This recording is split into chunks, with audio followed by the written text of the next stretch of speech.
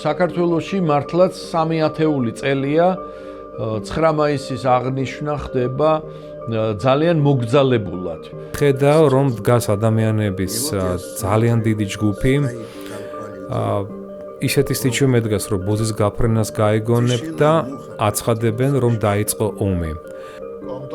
როგორ შეიძლება კანთარია რო ჩამოვწეროთ რომ რა კანთარია უკვე აღარ არის გმერი? ჩვენ ქართველებს ძალიან გვწყინს, როდესაც თქვენ აღნიშნავთ ქართველებზე გამარჯვების დღეს.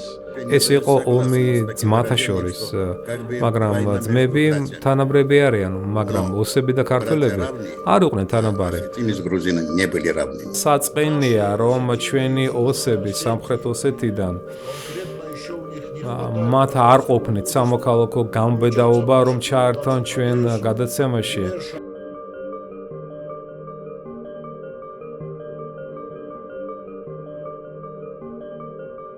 მოგესალმებით, მე მამუკა ყუფარაძე და სტუდია რეკ თავაზობთ ჩვენს მორიგ ტელეხიც. ტელეხიც, რომელსაც ვმართავთ მე და ჩემი პარტნიორი თბილისსა და ცხინვალს შორის. ჩემი ცხინვალელი პარტნიორია სამოქალაქო აქტივისტი თემურ ცხურბათი. მოგესალმები თემურ, ბონხორს. Бонхорс. Здорон саламта да ცხინვალა ხუსორი როსტონაი. შემდეგ უკვე ჩვენ გავაგრძელებთ ჩვენ დისკუსიას რუსულ ენაზე. У нас в гости очень დღეს ჩვენი სტუმარია ძალიან საინტერესო ადამიანი, ჩემზე და თემურზე ოდნავ უფროსი, დიდი გამოცდილები და სწორედ მასთან გსურს ჩვენ განვიხილოთ ჩვენი კონფლიქტი.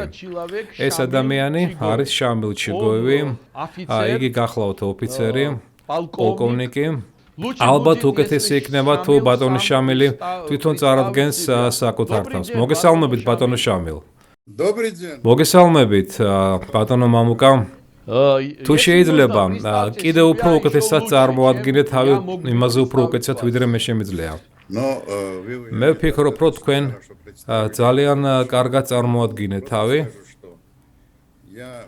მე დავიბადე საქართველოში 1930 წელს გავიზარდე ზაფხულობით ვიზრდებოდი სამხრეთ ოსეთში, სოფელ ჯვარისუბანში, დავიბადე სწორედ ამ სოფელში, ჯვარისუბანში, სამხრეთ ოსეთში, ცხოვრობდი 3 წელი, შემდეგ დედამ წამიყვანა თბილისში და მე გავიზარდე თბილისში.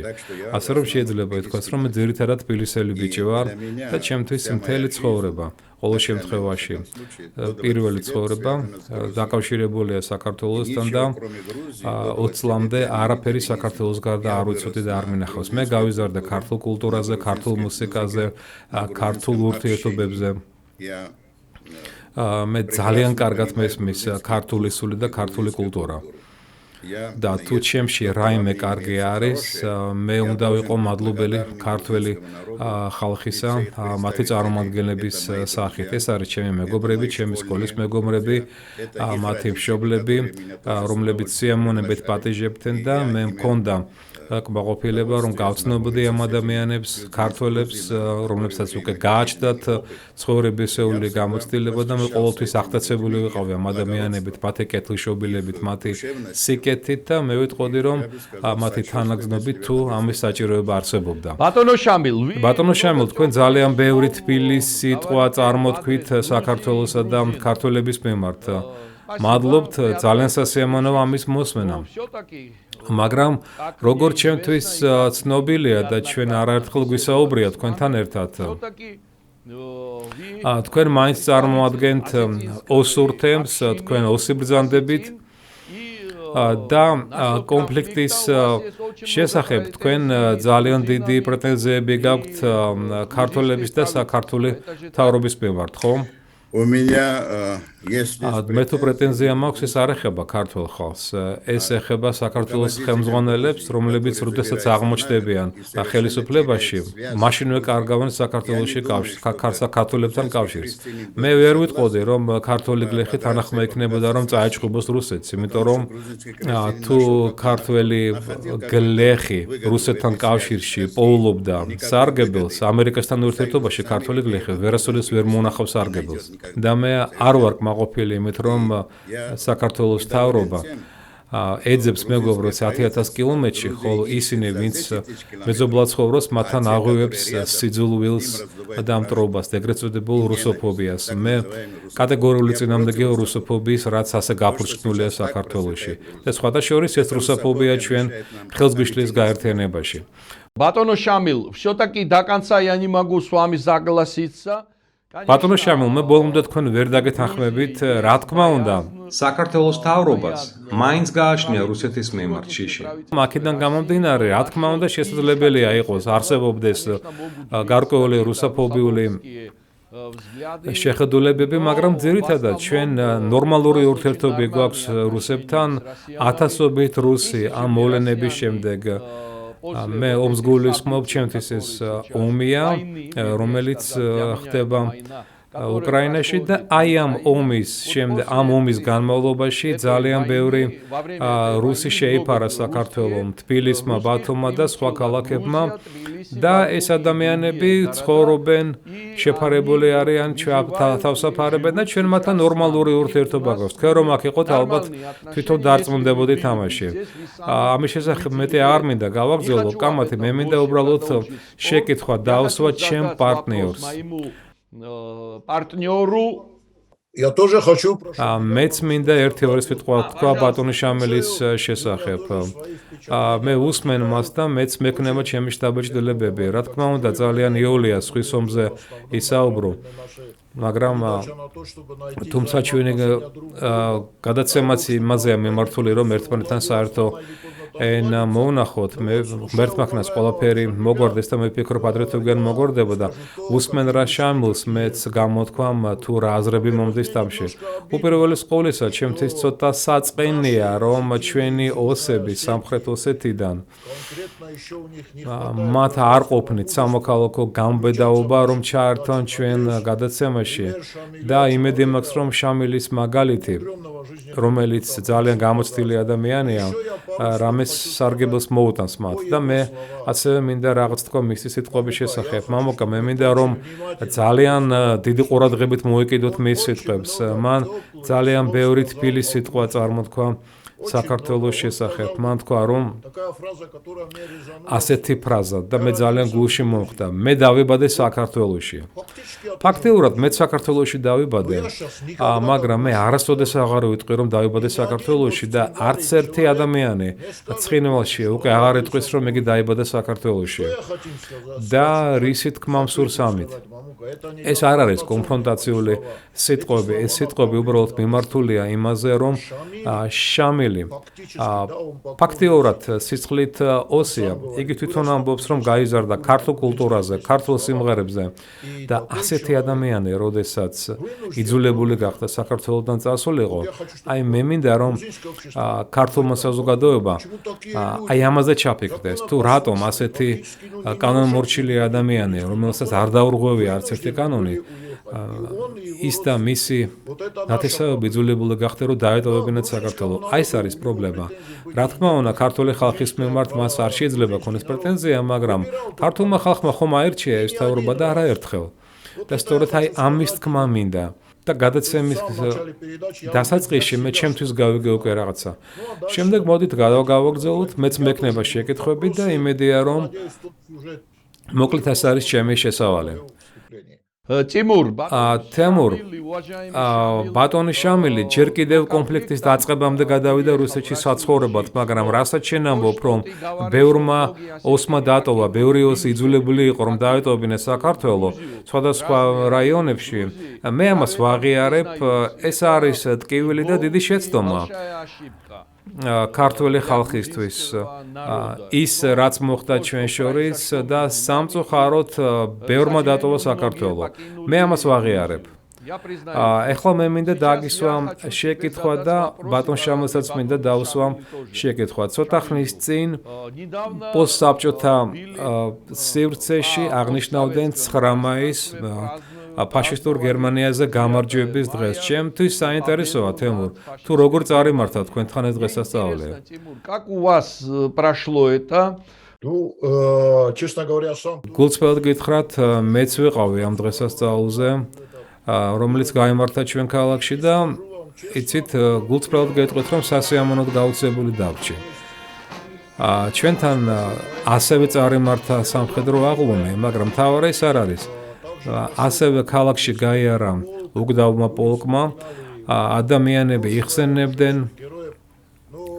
წასულებს, გარდაცვლილებს, მაგრამ ჩვენთვის მთავარი ეს არ იყო. ჩვენთვის მთავარი იყო რაოდენობა, ასეთი დიდი რაოდენობა ხალხის, რომელიც გამოვიდა დღესასწაულზე, ბოლო წლებში მე არ მინახავს და სიმართლე გითხრათ, მე უკვე დავიწყე მის ფიქრი, რომ ჩვენ ქალაქში უკვე აღარავინ აღარ დარჩა, მაგრამ ეს იყო მართლაც ხალხმრავალი დემონსტრაცია, ადამიანები გამოვიდნენ, იხსენებდნენ წარსულს. რა თქმა უნდა, ამას ჩვენ სხვადასხვანაირად შეგვიძლია მოვეკიდოთ, მაგრამ მე ვფიქრობ, რომ ქართველები და საბჭოთა კავშირის ყველა ეროვნება დამეთანხმება, რომ ეს იყო ჩვენი საერთო ომი, ჩვენ ერთად მოვიგეთ ეს ომი და დავიწყება იმ ადამიანებისა, ვინც მოგვიტანა გამარჯვება, ეს უბრალოდ ცუდია. მეორე მხრივ, ჩვენ დავკარგეთ ამ გამარჯვების შედეგები ნაყოფი. ალბათ თვითონ რუსეთს სურს ახლა მივერთეს გერმანიას. შეიძლება მიერთება არ უნდა, მაგრამ ყოველ შემთხვევაში გერმანიის ცხოვრების დონე გამარჯვებულისთვის რუსეთისთვის ჯერჯერობით მიუღწეველია და მე რა თქმა უნდა ეს მამწუხრებს, როგორ შეიძლება ეს რომ ვიღაცამ გაიმარჯვა და დამარცხებული გამარჯვებულზე უკეთესად ცხოვრობს. შეიძლება ეს არასწორი ფსიქოლოგია არის, მაგრამ ეს ფაქტია.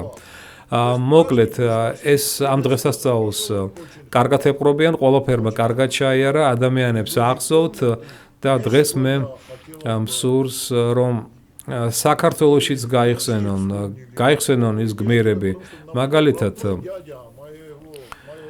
დედაჩემის ღვიძლი ძმა სერგეი ჩიჩოვი დაიბადა და ცხოვრობდა ქარელში, იქ არის დასაფლავებული. მაგრამ ფრონტზე წავიდა საქართველოდან, ასევე დაბრუნდა საქართველოში ომის შემდეგ და იგი ვისი გმირია? თქვენი გმირიც არის, ჩვენი გმირიც არის. იგი საერთო გმირია და ასეთები ბევრია. ყველაფერი იგივე თქმა შეიძლება, რომ ოსები მიდიოდნენ კახეთიდან ფრონტზე და ბრუნდებოდნენ და პირიქით ჩვენ ყავს საბჭოთა კავშირის გმირი ბეროვაშვილი, რომელიც ერედვიდან არის და მადლობა ღმერთს, რომ ოსებმა აღუდგინეს მას ძეგლი. სკოლას მისი სახელი ჰქონდა ერედვში, ბეროვაშვილის სახელი და 2008 წლის დროს სკოლა აიღეს, ძეგლიც აიღეს, მაგრამ ეხლა მთელ ერედვში მე ვფიქრობ ეს ერთადერთი ნაგებობა არის, რომელიც იმყოფება შესაფერის მდგომარეობაში. ბეროვაშვილის ძეგლი აღადგინეს, რაც მე ძალიან სწორად მიმაჩნია, იმიტომ რომ იგი არ არის დამნაშავე იმაში, რომ გამსახურდი ამოვიდა ხელისუფლებაში. იგი გულწრფელად ომობდა და მე ვფიქრობ იყოფდა პურს ოსებთან, როგორც თავის ძმებთან. და ასეთი დამოკიდებულება არის და მე მსურს ვისაუბრო იმაზე, თუ როგორ ეპყრობიან საქართველოში ამას. მაგალითად, მე ძალიან მეწყინა თქვენი პრეზიდენტის განცხადება. სწორად გამიგეთ, შეიძლება იგი საფრანგეთიდან არის და ბოლომდე არ ესმის ყველაფერი, მაგრამ როდესაც იგი მხარს უჭერს, რომ ვაკის პარკში რომ ააშენონ მემორიალი ქართული გმირების სამახსოვროდ, ამით იგი ყოფს ჩვენ და კონფრონტაცია შემოაქვს, იმიტომ რომ აფხაზეთის და ოსეთის გმირები, რომლებიც საქართველოში იცვლებიან გმირებად, ჩვენთვის სულაც არ არიან გმირები. ეს არის პრობლემა, რომელიც ხელოვნურად ამწოვებს ქალბატონი ზურაბიშვილი. მე მსურს შენი აზრი და ბატონი შამილის აზრით. ჯერჯერობით მე მორჩი. ბატონო შამილ, ბატონო შამილ, თუ შეიძლება გითხარით, თქვენ შედარებით ახალგაზრდა ბრძანდები და ფრონტზე, რა თქმა უნდა, ვერ იომებდით, მაგრამ ასე თუ ისე კარგად გახსოვთ ომიც და ომის შემდგომი წლებიც და შემდეგ უკვე თქვენ გახდით პროფესიონალი სამხედრო მოსამსახურე. რას ნიშნავს თქვენთვის გამარჯვების დღე 9 მაისი და როგორ აღიქვათ ამ ყველაფერს? Ну, конечно, რა თქმა უნდა, მოკლე გამოსვლაში, რომ თქვა, თუ რა შემემთხვა ომის დასაწყისში და ომის ბოლოს, რა თქმა უნდა, ამის შესახებ მთელი პოემა არის დასაწერი. ომი გამოაცხადეს 22 ივნისს, მე ამ დროს ჩემ დეიდასთან ვიყავი კოჯორში, თბილისთან ახლოს. და როდესაც თამაშობდი ტყეში, ყოველთვის იყო ხოლმე, ყოველთვის მოდიოდა ქალაქიდან ხმაური. მე ვთამაშობ ტყეში და საოცარი სიჩუმე გამებდა, გაუგებარი იყო, მე შემეშინდა. და გავიქეცე ქალაქის ცენტრში. ცენტრში რადიო იდგა, სადაც აცხადებდნენ განცხადებას. მაშინ ხომ არ იყო ასეთი რადიოფიკაცია, როდესაც როგორც ახლა გვაქვს. და ხედავ რომ დგას ადამიანების ძალიან დიდი ჯგუფი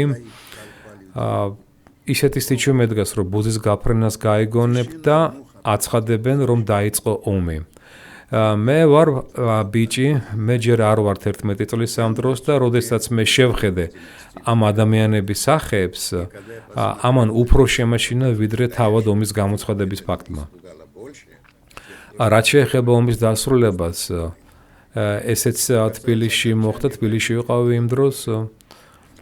ჩემი ბიოგრაფია ძალიან ძნელია. ამ დროს ჩვენ ცხოვრობდით სკოლაში, თბილისში, რადგანაც პატრონმა გამოყარა 4 ბავშვი ზამთრის დროს საცხოვრებელიდან, რომელსაც ჩვენ ქვირავდით, ფული არ ქონდა.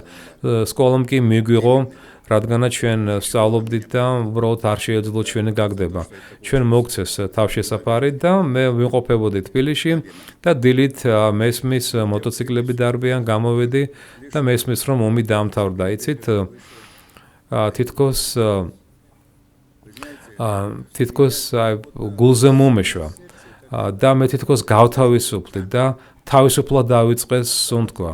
თუ თითქოს ამასთან არ არის დაკავშირებული, მაგრამ მაინც შემდეგ დავდიოდი თბილისში და ხედავდი თუ როგორ ეხვევიან და კოცნიან ადამიანები ეხვა ერთმანეთს და ეს იყო გულწრფელი ადამიანური სიხარული. ეს თავად უნდა განიცადოს ადამიანმა. რაც შეეხება ომისვლელობას, მე ძალიან ბევრი რამ ენახავს. მე ხედავდი თუ როგორ იხოცებოდნენ ადამიანები შიმშილით და მე ხედავდი ადამიანების ქალების თვალებს, როდესაც გვერდზე ჩაივლიდა ფოსტალიონი, როდესაც იყო სურვილი რომ ფოსტალიონი შესულიყო კიდევაც და შიში რომ ფოსტალიონი არ შემოსულიყო და არ მოეტანა სიკვდილის შესახებ ცნობა. საშინელი რამ იყო. მე მინახავს მშიერი ბავშვები, მშიერი ქალები.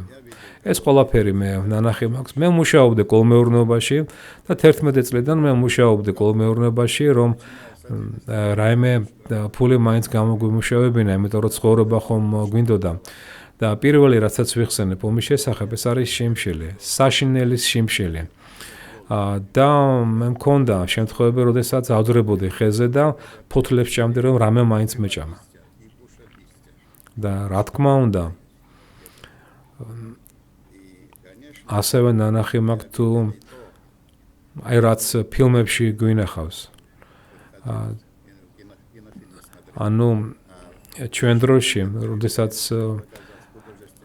ფილმებს აჩვენებდნენ, პირველ რიგში ახალ ამბებს გვიჩვენებდნენ და მე ხედავდი თუ როგორ ეგებებოდნენ აღმოსავლეთ ევროპაში ადამიანები, ხალხი ჩვენ ჯარისკაცებს, განმათავისუფლებას და თუ როგორი სიხარული ეწერა მათ სახეზე, თუ როგორ ეხმოდნენ და კოცნიდნენ ჩვენ ჯარისკაცებს, გამოქონდათ ყვავილები, საჭმელი ჩვენი ჯარისკაცებისთვის და როდესაც ხედავ თუ რა ხდება დღეს მე არ მჯერ საკუთარ თვალებს არ უჯერებ რომ ეს ხდება. მათ შორის საქართველოსაც ძალიან უხაროდა ეს ყველაფერი და რატომ შეიცვალა ეს ყველაფერი რუსაფობიით, ეს არ მარტო საშინელება, ეს ძალიან სახიფათოა, იმიტომ რომ ეს მოიტანს კიდევ უფრო მეტ სისხლს და პატარა ხალხების განადგურებას. ამიტომ რუსაფობია ეს არის რუსების წინააღმდეგ, ეს არის ყველა იმ ხალხის წინააღმდეგ, რომლებიც ამაში მონაწილეობენ. Вот это надо понять. ბატონებო, საქართველოში მართლაც 3 ათეული წელია 9 მაისის აღნიშვნა ხდება ძალიან მოგძალებულად. 9 მაისს ზეიმობენ, რა თქმა უნდა, ომის ვეტერანები და მათ მხარს უჭერენ დღევანდელი კომუნისტები და ეს კომუნისტები და ეს პარტიები ხშირად ასოცირდებიან რუსეთთან, რადგანაც რუსეთიდან მოდის მათი მხარდაჭერა, არის ესეთი ეჭვები, დასაბუთებულიც და დაუსაბუთებელიც და არის კიდევ მეორე ფრთა უფრო ისეთი რეაქციული ფრთა, რომელიც ეწინააღმდეგება ასეთ აღნიშვნებს, რადგან ეს ყველაფერი დაკავშირებულია მათი აზრით რუსეთთან და არის ხოლმე ხშირად დაპირისპირება ამ ორ მხარეს შორის. მე პირადად ვფიქრობ, რომ სამართლიანობა მოითხოვს, რომ ომის მონაწილეებიც დავაფასოთ ჯეროვნად და რა თქმა უნდა აღვნიშნოთ ეს დღე, თუმცა ამ დღის აღნიშვნა უფრო უპრიანი იქნება, რომ ჩატარდეს 8 მაისს, როგორც მსოფლიოს სხვადასხვა ქვეყნებში არის მიღებული. მეორეს მხრივ ქართული სახელმწიფო აღიარებს ამ თარიღს, ეს არის დასვენების დღე და მთავრობის წარმომადგენლებიც აღნიშნავენ და გვირგვინებით ამკობენ იმ მემორიალს, რომელიც დაკავშირებული არის 9 მაისთან. Ну, во-первых, я немножко прокомментирую. თუ შეიძლება მე კომენტარს გავუკეთებ შენ სიტყვებს და აღმოჩნდა რომ თურმე კომუნისტები აღნიშნავენ 9 მაისს. მე პირადად ვიტყვი რომ მე წინამდები ვარ კომუნისტური რეჟიმის და საერთოდ არ მემაჩნია რომ ეს იყო კარგი საქართველოსთვის, ოსეთიისთვის, ანუ ის წლები, რომლებიც ჩვენ გავიართ, მაგრამ ამ დროს მე ვიტყოდი რომ მახსოვრობა, მოგონება იმ ადამიანების შესახებ, მათ შორის ქართველების, იცით, ძალიან ბევრი ქართველები ამაცურად იბრძოდა და მე უბრალოდ არ მესმოდა როგორ შეიძლება კანთარია რო ჩამოვწეროთ, რომ რა კანთარია უკვე აღარ არის გმერი? როგორ შეიძლება ამის დავიწყება? ეს არ არის სწორი. და ჩვენ თუ ვივიწყებთ წარსულს და არ ვაფასებთ რეალურ გმირებს, ეს ცუდად დამთავრდება. რა თქმა უნდა, კომუნისტები ახდენენ პოლიტიკური მოტივით წარსულის ექსპლუატირებას, მაგრამ ქართველებმა ხომ იცოდნენ რა არის ფაშიზმი. კარგით ამას დავანებოთ თავი რაც იყო. ეხლა უბრალოდ მსურს რომ ჩვენმა პატრიცემულმა შამილმა მე უკვე დავსვი შეკითხვა. მაინც მინდა განვიხილო ზურაბიშვილის განცხადება. მეს ძალიან მაწუხებს, ძალიან მძაბავს, იცით და რა თქმა უნდა, სისხლით იგი ქართველია, მაგრამ მე მემაჩნია რომ ევროპული ტოლერანტობა, რომელიც მას სურს საქართველოში შემოიტანოს, ჩვენ გვაშორებს ერთმანეთისგან. აი მისი ინიციატივა, რომ იქნას აგებული საერთო ძეგლი ქართული გმირებისადმი მიძღვნილი იმ ადამიანების საპატივცემლოდ, რომლებიც მათ შორის ცხინვალზეც, აფხაზეთზეც გაილაშქრეს, როგორ ეპყრობით ამას? მე მინდა რომ ბატონმა შამილმას თქვას ერთი-ორი სიტყვა და შენც მამუკა. თემურ, მე გეთანხმები შენ, რომ ასეთი მიდგომა, რომ ქართველი მეომრები, ქართველი გმირები, ესე იგი, შევქმნათ ჩვენ ქართველი მეომრებისა და გმირების ერთიანი ხსოვნის, ესე იგი, მემორიალი, მე გეთანხმები შენ, რომ ეს არ არის სწორი. და არ არის ეს სწორი, იმიტომ რომ სხვადასხვა კონფლიქტი, სხვადასხვა ომი გქონდა ჩვენ. მე ვფიქრობ, რომ აფხაზებთან და ოსებთან ჩვენ გქონდა მაინც შიდა ომი, ძმათა ომი გქონდა, ძმებს შორის, ესე იგი, როგორ ჩვენ ვიწყებდით რა ამას ყველაფერს. მართალია, დღეს თქვენ არ თვლით თავს, რომ საქართველოს ნაწილი ხართ, მაგრამ როდესაც ომი დაიწყო, ჩვენ ერთიანი ვიყავით და ერთი ქვეყანა იყო. სამწუხაროდ ჩვენ შეგვემთხვა ეს დიდი უბედურება. ჩვენ ქართველებს ძალიან გვწყინს, როდესაც თქვენ აღნიშნავთ ქართველებზე გამარჯვების დღეს. ასევე როდესაც აფხაზები აღნიშნავენ ქართველებზე გამარჯვების დღეს. ეს არის ძალიან სამწუხარო ჩვენთვის და მე ვფიქრობ, იგივენაირად სამწუხაროა და იგივენაირად არის, ესე იგი, გაუცხოების შემომტანი ეს, თუ ჩვენც ამას ჩავთვლით, ამ კონფლიქტს და ამ ომს ჩავთვლით მტერთან ომად, აფხაზებთან და ოსებთან. მე მგონი ჩვენ ამაზე ეს უნდა გადავაფასოთ, სხვანაირი შეფასება უნდა და ცალკე უნდა გამოვიტანოთ ეს ყველაფერი და სხვადასხვა საუკუნეში ძალიან მნიშვნელოვანი ბრძოლა გქონდა ჩვენ თქვენთან ერთად, სხვათა შორის, ოსებთან ერთად. აი იმის გაეგივება, აი ამ მემორიალთან, თქვათ, მეც მიმაჩნია, რომ ეს არაა სწორი. ბატონო შამილ, თქვენ როგორ ფიქრობთ? Дело в том, что вот то, что сейчас люди делают, в том числе этот Зурабишвили. რასაც ზურაბიშვილი აკეთებს, ეს ყველაფერი არის ისტორიის არწოდნა. Это игра. რომ ვარყოთ ის ყველაფერი, რაც აქამდე იყო. თქვენ სწორად აღნიშნეთ, მამუკა, რომ Вы правильно заметили. საქართველოს იცავდნენ ოსები და საქართველოს თავის ქვეყანას ოსებთან ერთად იცავდა და გარკვეულწილად მე გეთანხმებით იმ გამოთქმაში, რომ ეს იყო ომი ძმათა შორის, მაგრამ ძმები თანაბრები არიან, მაგრამ ოსები და ქართველები არ იყვნენ თანაბარი. არის თითქოს ასეთი მომენტი, თვალში არ ხდება, მაგრამ მაინც არის. ყველა ადამიანი უნდა ამაყობდეს და უნდა უყვარდეს თავისი ერი და ამავე დროს უნდა პატივსცემდეს და უყვარდეს მეზობელი ერები და პატივისცემით ეპყრობოდეს მათ. ჩემში ამ კუთხით სამი ერია, სამი თანაბარი ერია: საქართველო, რუსეთი, ოსეთი. ჩემთვის ისინი ყველა თანაბარია და მე ვერავიდან რომ რომელიმე სამერებიდან ამცირებდნენ.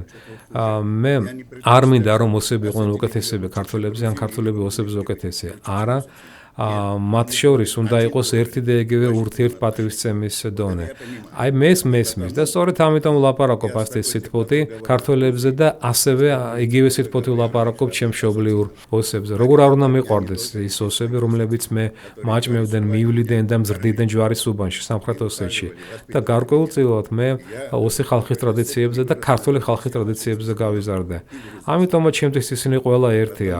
ხოლო ქვეყნის ხელმძღვანელობამ სწორედ ამით უნდა ეხელმძღვანელოს. მაგრამ საქართველო როგორც შთამომავლობით კულტურა, ყურძნის კულტურა, უფრო და უფრო ცოტა და მცირდება და საქართველოს ვენახები 1000 წლეულობის მოიცეს. Поэтому я хочу. ამიტომ პირველ რიგში მე მინდა პატივისცემა ხალხის მიმართ, რა მცირერიცხოვანიც არ უნდა იყოს. თბილისში, მე ხომ თბილისში გავიზარდე, მე ძალიან კარგად ვიცი. ამხანაგი ყაზბეგი, ჩოფიკაშვილი, რომელიც ასეთი ზიზღით და დაცვით წერდა ოსებზე. მე კი ვიყავი ხუთოსანი, სწავლობდი სკოლაში და მე ვსწავლობდი ლიტერატურას. Что ასეთი ოსები კატები არიან სხორაიო, ელგუჯა. ყაზბეგის ნაწარმოები ელგუჯა. ხევისბერი გოჩა. ჩვენ ოთ მივიღეთ ეს ორი ოსი და ვეხმარე და მაგათ გაგვყიდეს. და გაბოროტებულმა ხალხმა ჩახოცა იქვე ეს ოსები. Почему? მამის მკვლელი აიღე. ოსი გამყიდველი. ქართულ სულად რო ვთქვათ, ოსები დამპლები, ნაძრლები არიან. Пишет грузинский. და ამას წერს ქართველი მწერალი და თანაც დამსახურებული მწერალი. და ამას ჩვენ სწავლობდით სკოლაში. სკოლაში ქართველებს აგონებდნენ, რომ ოსი ცუდია. აი საიდან იწყება ეს ბოროტება. სკოლებში ნერგავდა, რომ ოსები ცუდია. იცით, ზურაბიშვილი საფრანგეთში გაიზარდა ფრანგულ სულისკვეთებით და იგი აბსოლუტურად უცხო ადამიანი მოდის და ხდება საქართველოს პრეზიდენტი. და რატომ? იმიტომ რომ იცით, აი ჩვენში ოსებში, ქართველებში არის ასეთი პატივისცემული მოპყრობა, რომ იგი ევროპელები არიან და პატივისცემთ. რა ქართული კულტურა ევროპულ კულტურაზე ნაკლები არის? აი მაჩვენეთ ვეფხისტყაოსას უკეთესი რამე და დასავლურ ევროპაში. ქართველების ისტორია გაცილებით უფრო ადრე დაიწყო, ვიდრე ევროპის ისტორია, იმიტომ რომ საქართველო დაკავშირებული ერთ-ერთ ყველაზე განათლებულ ერთან, ბერძნებთან და ბერძნებმა ძალიან დიდი კულტურა შემოიტანეს საქართველოში და ამ კუთხით საქართველოს უძველესი კულტურა და შესანიშნავი ხალხი გააჩნია. Древней культурой и прекрасный народ. თქვენ ვერასოდეს ვერ დაეწევით ევროპელებს. აი თქვენ ამბობთ მეგობრობა ამერიკასთან. შეიძლება მათხოვარი და მილიონერი მეგობრები იყვნენ. თქვენ ხომ ძალიან ღარიბები ხართ ამერიკასთან შედარებით და თქვენ მათ უყვარხართ მხოლოდ იმის გამო, რომ თქვენ უბრალოდ მათ ჭირდებით რუსეთის წინააღმდეგ. აი ეს არის რუსოფობიის შედეგი. ბატონო შამილ, ძალიან ბევრი რაღაცა თქვით საინტერესო, მაგრამ დასავლეთთან და ევროპასთან მიმართებაში ნამდვილად ვერ დაგეთანხმებით. იმიტომ რომ ჩვენ საქართველოს ცხოვრობთ გზის გასაყარზე. ერთ მხარეს არის რუსეთი და მეორე მხარეს არის დასავლეთი. ჩვენთვის დასავლეთი ბევრად მოწესრიგებული, დემოკრატიული, წარმატებული და სამართლიანი გარემოა. ჩვენ ეს არჩევანი გავაკეთეთ და მერწმუნეთ ბატონო შამილ, თქვენ რო დღეს საქართველოში ცხოვრობდეთ და ჩემს გვერდით ცხოვრობდეთ, თქვენს დიდი ალბათობით ჩემსავით იფიქრებდით. იცით, ზურაბიშვილი ჩვენ რა ვარიანტებიც ჰქონდა პრეზიდენტის არჩევის, ეს მართლაც საუკეთესო ვარიანტი იყო და დღესაც ის ამტკიცებს, ის ქალბატონი, ჩვენი პრეზიდენტი ამტკიცებს, რომ მეტად დემოკრატიულია და მეტად უფრო ორიენტირებულია დასავლურ პოლიტიკასთან და დასავლურ ფასეულობებთან. ჩვენ ამ შემთხვევაში ეს ძალიან ძნელია თქვენთან ამაზე კამათი, მაგრამ ჩვენ ამ შემთხვევაში ეს გვაწყობს და ჩვენი ერთადერთი გზა არის ეს ჩვენი მომავლისთვის და განვითარებისთვის და მერწმუნეთ, რომ დასავლურ ცხოვრებაში, დასავლურ ფასეულობაში არ არის ომი. დასავლურ ფასეულობაში და აი დღეს რა დიპლომატიური კორპუსით ჩვენ გვეხმარება საქართველოს, რომ ფეხზე დავდგეთ, უკეთესად ვიცხოვროთ, აქ ნამდვილად არის ის ელემენტი, რომ ჩვენ არ უნდა ვიომოთ თქვენთან და ცივილურად უნდა გადავჭრათ მშვიდობით, უნდა გადავჭრათ კონფლიქტი ოსებთან და აფხაზებთან. მერწმუნოთ, ეს ძალიან ერთმნიშვნელოვნად ასია. Я тоже хочу комментарий. მეც მინდა გავუკეთო კომენტარი ბატონი შამილის, ბატონი ჩიგოევის სიტყვებს და შენ სიტყვებსაც. მე არ ველოდე, რომ იგი ასე მწვავედ გამოთქვავდა თავის აზრებს.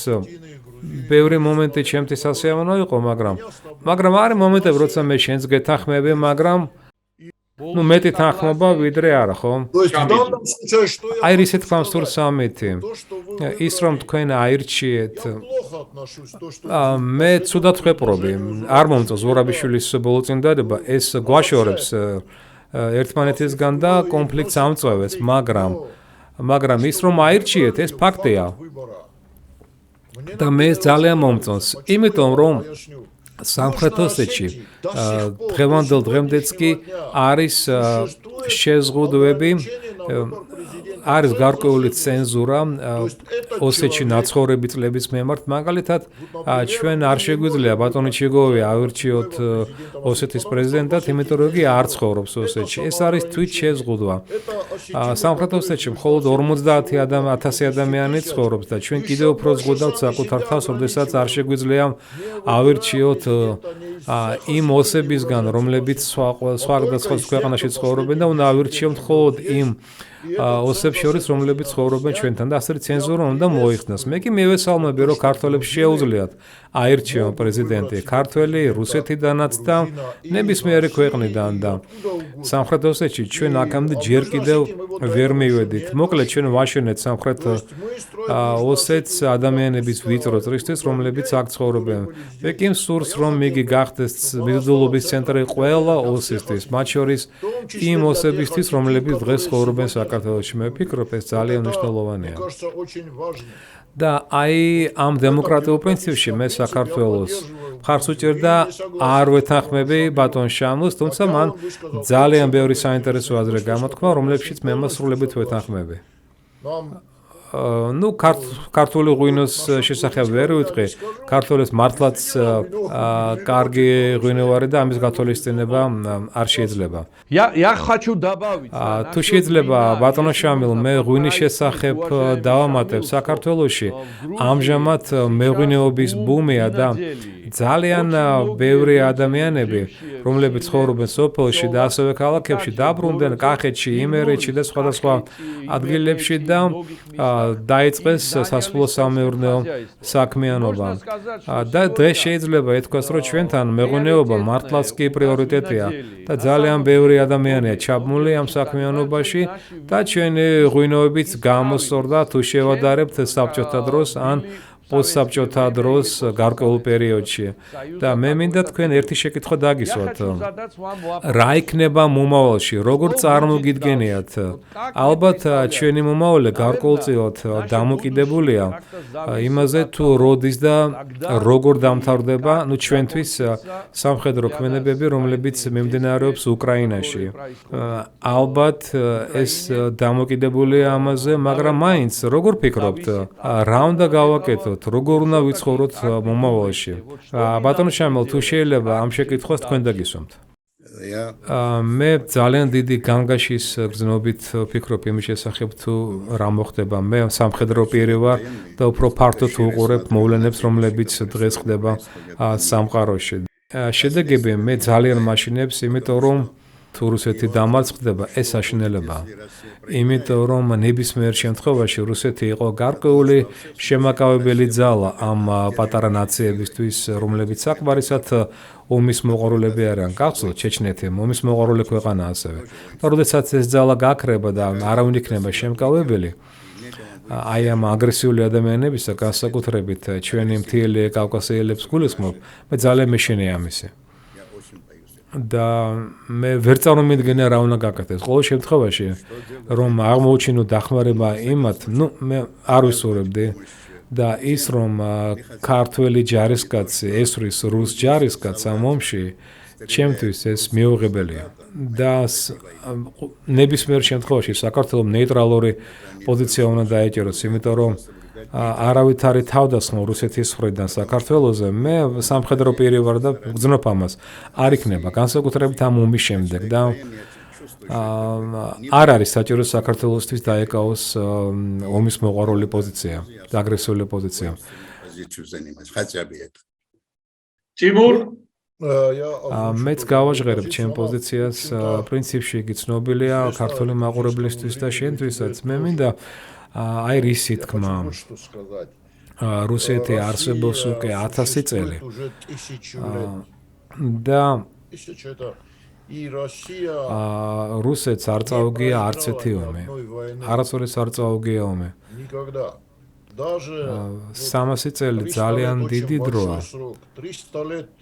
აი 300 წლის განმავლობაში ჩინგისხანის შთამომავლები ბრძანებლობდნენ, მართავდა რუსეთს, მაგრამ რუსეთმა მაინც შეძლო ფეხზე წამოდგომა, ჩამოიგდო ეს უღელი და აღორძინდა. მე ვფიქრობ, რომ ახლა რუსეთს გაელაშქრა მთელმა მსოფლიომ და მე არ ვიტყვი როგორ ვეპყრობე ამ ომს, ეს ამას ომს კი არა სპეცოპერაციას უწოდებენ თანაც. მე ასე ვიტყვი. მე ძალიან მეშინია. თუმცა მე ვფიქრობ, რომ ეს არ მოხდება, მაგრამ თუ რუსეთი დამარცხდება ამ ომში, თუმცა მე დარწმუნებული ვარ წააგეს, მაგრამ დაუშვათ მოულოდნელად რომ წააგოს, მე ვშიშობ რომ მოხდება საქართველოს თავდასხმა სამხრეთ ოსეთზე, მაგრამ ვფიქრობ რომ რუსეთი მაინც არ წააგებს ამ ომს. როგორ დამთავრდება? მე ვფიქრობ რომ 2-3 წელი კიდევ გაგრძელდება და უბრალოდ მსხვერპლის დიდი რაოდენობის გამო ორივე მხარე გაიგებს რომ იგი უნდა შეჩერდეს. ეხლა რა უნდა გავაკეთოთ ჩვენ ოსებმა და ქართველებმა და აფხაზეთმა? მე ძალიან მომწონს საქართველოს ახლანდელი მთავრობის პოზიცია, რომ თქვენ არაძლევთ საშუალებას რომ გაიხსნას მეორე ფრონტი და საქართველოს მთავრობას ყოფნის გამბედაობა რომ არ დაჰყვეს ანგლოსაქსებს და არ გახსნას მეორე ფრონტი. ეს მახარებს. რაც შეეხება გადაწყვეტილებას, მე გთავაზობთ სამხრეთ ოსეთის აღიარება საქართველოს მიერ და ეს მაშინ უნდა გახდეს ჩვენ მეგობრებად. ასეთია ჩემი გადაწყვეტილება. თემურ, რაც შეეხება აღიარებას, მე ამას ვერ ხედავ და მე რა თქმა უნდა ვერ შეგპირდები და რა თქმა უნდა მე ვერ დაგპირდები რომ არ წარმოიქმნება კონფლიქტი. მე ძალიან არ მინდა ეს რომ მოხდეს რუსეთის დამარცხების შემთხვევაში და თუ როგორ დათმობს რუსეთი პოზიციებს და იმისათვის რომ საქართველოსა და აფხაზეთს შორის და ოსებს შორის არ მოხდეს ომი, მე ვფიქრობ ჩვენ ყველა სამივემ უნდა ვიზრუნოთ, ქართველებმაც, ოსებმაც, აფხაზებმაც, ჩვენ უნდა ვიყოთ უფრო ჭკვიანი და ბრძენი და დღესვე უნდა დავიწყოთ ამის შესახებ ფიქრი, ქმედებები, რომ ჩვენ სამივემ შეექმნათ უკეთესი მომავალი, სადაც ჩვენ შევძლებთ უკეთესად ცხოვრებას, ვიდრე ახლა ვცხოვრობ და ვიდრე ახლა ვემყოფებით. ამის შესახებ ძალიან დიდხანს უნდა ვიფიქროთ. მე ვფიქრობ, რომ ჩვენ შეგვიძლია კონფრონტაციას თავი ავარდოთ. Можем избежать конфронтацию.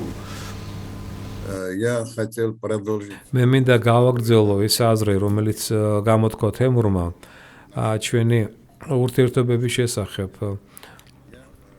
დღეს მე დილიდან ვუყურებდი სამხედრო აღლუმს ოსეთში, სამხრეთ ოსეთში. მე ძალიან გაოცებული ვიყავი. ასეთი ორგანიზება, მე ხომ სამხედრო პირი გახლავართ და მე შევაფასე სამხედრო ორგანიზებულობა, სამხედრო წესრიგი, რასაც ვერ ხედავ სამოქალაქო პირი, მე მას ვხედავ. მე ვხედავ, რომ სამხრეთ ოსეთი გახდა ძალიან ორგანიზებული სახელმწიფო და სამხედრო დისციპლინა ასე თუ ისე სერიოზულად შეეგრძნობა და ხალხიც მომზადებულია სამხედრო ქმედებებისთვის და ის რომ მათ აქვთ შეიარაღება, თუ გავითვალისწინეთ სამხრეთ ოსეთის გეოგრაფიას, ისინი ძალიან სერიოზულ წინამდებობას გაუწევენ ნებისმიერ ძალას ამ იარაღით და იმ დისციპლინით, რომელიც მათ აქვს. სხვათა შორის ოსები დისციპლინირებული სამხედრო მომსახურები არიან, მე არაერთხელ შევხვედრი ვარ მათ და ამავე დროს ოსური სამხედრო ძალა მემართულია მხოლოდ ერთი სახელმწიფოს წინააღმდეგ, საქართველოს წინააღმდეგ. ამავე დროს საქართველოს შეიარაღებული ძალები მემართულია მხოლოდ სამხრეთ ოსეთის და მხოლოდ აფხაზეთის წინ. რატომ? იმიტომ რომ თურქეთის წინააღმდეგ არავით არის არც აზერბაიჯანის და სომხეთის წინააღმდეგ არავით არის სამხედრო ქართული ძალა არ წავ. ერთადერთი რისთვისაც ემზადება ქართული შეიარაღებული ძალები ეს არის სამხრეთ ოსეთი და აფხაზეთი. მოკლედ მოდით ვიფიქროთ იმაზე, რომ ეს ძალა არ იყოს მემართული სამხრეთ ოსეთის და აფხაზეთის წინააღმდეგ და რომ სამხრეთ ოსეთის ძალა არ იყოს მემართული საქართველოს წინააღმდეგ. ჩემთვის ეს კატასტროფა იქნებოდა, რომ ოსური ძალა მემართული იყოს საქართველოს წინააღმდეგ. მამუკა, მე ბატონი შამილის თითოეულ სიტყვას ვეთანხმები, ეს მართლაც ასე. მეც ასე ვფიქრობ. აქამდე მე მას თან ყოველთვის არ ვეთანხმებოდი მას, მაგრამ ეხლა მასში ყველაფერში ვეთანხმები. უფრო მეტიც მე მინდა დავამატო, რომ ყველა ოსი მამაკაცი ყოველთვის სამწუხარო მზად არის ომისთვის. მე კი მინდა რომ ისინი მზად იყვნენ ქართული ღვინოების დეგუსტაციისთვის. ეს იქნებოდა უკეთესი. თემურ, დღეს მე გამომიგზავნე ჩანაწერი. ეს არის ვიღაც სამხედრო პირების მიმართვა. მამუკა, სანამ ჩართავ ამ ჩანაწერს, მინდა 1-2 სიტყვა თქვა. სამხრეთ ოსეთში, ჩრდილოეთ ოსეთში არის როგორც მხარდამჭერები ჩვენი დიალოგისა, ასევე მისი მოწინააღმდეგეები. აი ეს ვიდეო სწორედ მოწინააღმდეგეებმა გამომიგზავნეს და ისინი მეუბნებიან, შენ რაღაც საუბრობ მათთან და აი ნახე როგორები არიან ქართველები. და იცი, აი ეს პატარა ვიდეო ხას უსვამს ჩვენ წყლობით ჩატარებულ სამუშაოს. მოკლედ მოდი განვიხილოთ ეს. Это очень важно, я так думаю. Რუსი ხორებო. ბატონო შამილ, თქვენ გაიგონეთ ხო მათი მიმართვა? Это не обращение, это звериный рев. ეს არ არის მიმართვა, ეს არის მხეცების ღმუვილი. და ეს არ არის მიმართვა. მე თქვენ გეთანხმებით, თემურ რა სიტყვი? Я тоже понимаю грузинский. მეც მესმის ქართული ენა. მაგრამ მე მინდა თქვენ ხომ გაიგონეთ მათი ქართული მიმართვა, ქართულ ენაზე. თქვენი აზრით, პროფესიონალის აზრით, რომელიც სუფთად საუბრობს ქართულად, ეს ქართველები ამბობენ თუ ეს სიყალბეა? Я не знаю. მე არ ვიცი, აქ ვინ რას ამბობს, მაგრამ თუ ამ სიტყვებს წარმოთქვამენ აი ეს ადამიანები, რომლებსაც თითქოს ადამიანების მოხაზულობა აქვთ, ეს არ არიან ადამიანები. ესენი არ არიან ადამიანები. ეს არის ცხოველები. გარდა ამისა, ცხოველებს ეწყინებათ, რომ მათ ამ ადამიანებს ცხოველები უწოდოთ. ცხოველებს ეწყინებათ, რომ ეს ადამიანები ესენი ცხოველებს შევადაროთ. Я не докончил. მე არ დამემთავრებია, რატომ გამოგიგზავნე ეს კლიპი, ეს ვიდეო, ასეთი ვიდეოები ხას უსვამს იმ ყველაფერს, რასაც ჩვენ ვცდილობთ და რამდენიმე წამში უსვამე ხას. არის სემურ ბარჯანი, აზერბაიჯანელი მწერალი, ახალგაზრდა ბიჭი, ალბათ შენც იცნობ მას. ჩვენ ერთად შევხვდით სომხებს და აზერბაიჯანელებს სომხეთში და იქ იქნებოდა კონფლიქტური სიტუაციები წარმოედგინა აზერბაიჯანელი ჩადის სომხეთში და ისე შეუტიეს მას თითქოს ყველაფერში იგი იყოს ყველაფერზე პასუხისმგებელი და ლანძღავდა რომ აზერბაიჯანელები ასე ცუდები არიან და ასე შემდეგ და მან თქვა მე რატომ ლანძღავთ მე ხო ჩამოვედი თქვენთან აი ეს ჩვენი ყველა საუბარი საკმარისია 1-9 გრამიანი ტყვია და ჩვენ ყველა საუბარს გადაუსავს ხაზს. მე ეს დავიმახსოვრე, მრავალი წელია უკვე ეს მოხდა. თან თავიდან მე არ მისმოდა რა 9 გრამზეა ლაპარაკი, მაგრამ ეხლა მინდა თქვა რომ აი ესეთი ასეთ კლიპებზე საქართველოში საჭიროა რეაქცია. ოსები უბრალოდ იგინებიან და ეძახიან წავიდან ერთი მაგათი. მაგრამ მე მინდა ქართველებისგან შენგან მაინც ანუ რასაც შენ იტყვი იქნება ძალიან მნიშვნელოვანი. ანუ რა კომენტარს გავუკეთებ აი ამ კლიპს. რა თქმა უნდა, მე ამ ნაძირლებად ვთვლი და მზად ვარ კიდევაც რომ დაუპირისპირდე მათ. ასეთი ნაძირლები როგორც წესი მათ ომიც არ შეუძლიათ. Timur, первый очередь. უპირველეს ყოვლისა ესენი არიან ნაძრლები. ადამიანები, რომლებიც იმუქრებიან, რომ მოკლავენ ბავშვებს და გააპატიურებენ ქალებს და ცოლებს, ეს არის არანორმალურები. ესენი არიან ნაძრლები, ცხოველები. როდესაც ადამიანი აღიარებს, რომ მას შეუძლია ჩაიდინოს ასეთი, იქ ყველაფერი დამთავრებულია. სამხედრო დამნაშავეები არიან ყველგან, საქართველოშიც, უკრაინაშიც და ასე შემდეგ. მეორე, ეს არის პროვოკაცია, ეს არის ფეიკი. და ქართველებს არ შეუწერიათ ეს კლიპი და იქ იცი ჩვენ მაშინვე ვატყობთ რომ ეს არ არის ქართული მეტყოლება. აი ეს არის ჩემი პასუხი, ეს არის ნამდვილი სიყალბე, რათა გამწვავდეს სიტუაცია და გაგამწარონ თქვენ. Мне гораздо важнее то, что ჩემთვის გაცილებით უფრო მნიშვნელოვანია რომ ასეთ შენაბობ. შენ რომ ამას გმობ, სიყალბეა თუ არ არის ეს სიყალბე, ნორმალური რეაქცია უნდა მოყვეს. ისევე რა თქმა უნდა ოსეთშიც. მე მიმიფურთხებია ამათვის ჩემთვის არ არის მნიშვნელოვანი თუ რომელ ნაციას წარმოადგენენ და მე ვისურვებდი მათთან შეხვედრას ვისურვებდი მათთან ბრძოლის ველზე შეხვედრას და ნახავდი თუ რა შეუძლიათ მათ. ესენი არის ნაძრლები უბრალოდ, რომლებიც გაიქცევიან. უნდა მიულოცოთ ყველას ის რომ 9 მაისი და კიდევ ქართველები ოსები ქართველებმა ოსებმა გაიმარჯვეს ფაშიზმმა და ყველა სხვა ერებმა ეს ძალიან მნიშვნელოვანი არის. ეს არის ჩვენი საერთო გამარჯვება, ეს არის რა ჩვენ გვაერთიანებს და ეს ჩვენ უკეთესად უნდა გამოვიყენოთ და მე ვფიქრობ ჩვენ დღეს აქ უნდა დაამშვიდობოთ ერთმანეთს. მე ვფიქრობ დღეს კარგად გამოგვივიდა. я думаю, у нас хорошо получилось. ბატონო შამილ.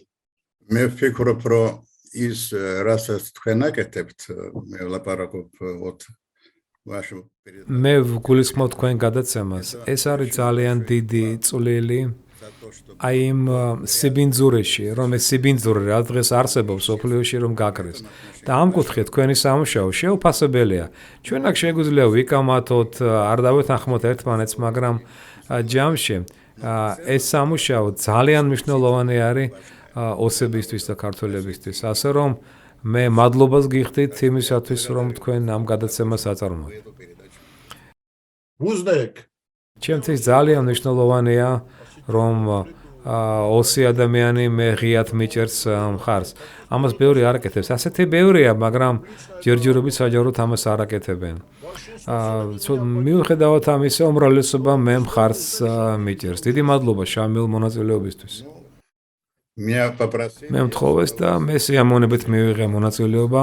მით უმეტეს მე მქონდა შესაძლებლობა რა გამომეთქვა ჩემი შეხედულება. ჩემთვის ეს ძალიან მნიშვნელოვანია. ამიტომაც მე მადლიერი ვარ თქვენ მიმართ რომ მომიწვიეთ მიმიღო მონაწილეობა ასეთ სერიოზულ საუბარში. დიდი მადლობა თქვენ.